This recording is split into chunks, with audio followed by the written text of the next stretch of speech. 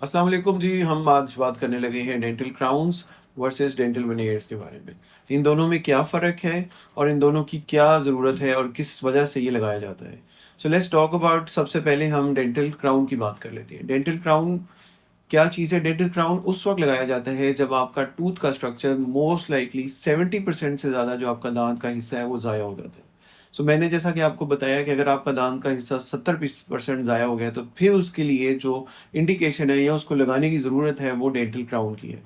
जैसा कि आपको पता है कि जब एक रूट कैनाल ट्रीटमेंट होता है उसके अंदर भी डेंटल क्राउन इसलिए लगाया जाता है क्योंकि जब आपका रूट कैनाल हो जाए तो आपका जो टूथ है वो समझ लें ब्रिटल हो जाता है। अगर उस ब्रिटल टूथ के ऊपर ज़्यादा जोर आएगा तो वो फ्रैक्चर हो जाएगा। सो डेंटल क्राउन उस सूरत में भी लगाया जाता है।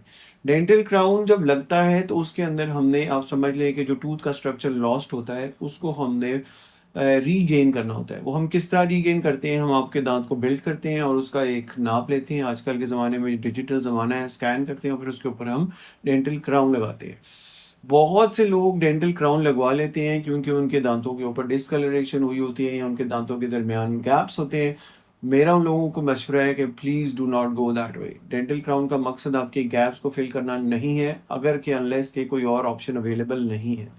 डेंटल गैप्स, डिसकलरेशन या दिखने के लिए आपके दांत को बेहतर करने के लिए डेंटल क्राउन एक अच्छी ऑप्शन नहीं है।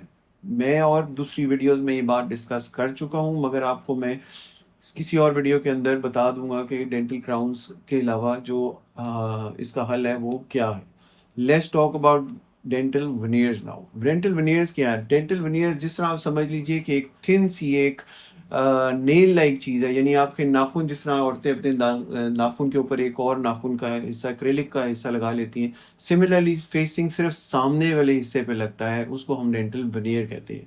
अब डेंटल वेनियर्स की भी बहुत सी टाइप्स हैं, हम इधर नहीं डिस्कस कर रहे हैं, हम सिर्फ डेंटल वेनियर्स के ऊपर बात कर रहे हैं। डेंटल वेनियर्स कहाँ लगाए जाते हैं? जहाँ पे आपको डिसकलरेशन है, यानी आपके दांतों का कलर डिसकलर्ड है, या आपके दांतों में गैप है, माइनर गैप्स को फिल करने के लिए, या आप अपने दांतों का शेड यानी उसका जो रंग है उसको बेहतर करना चाहते हैं, या अपने दांतों की जो शेप है यानी उसका जो शेप है उसको भी इम्प्रूव करना चाहते हैं, वहाँ पे आपका डेंटल वेनियर लगता है। सो हमने दोनों के ऊपर बात की है, डेंटल क्राउन की और वेनियर के।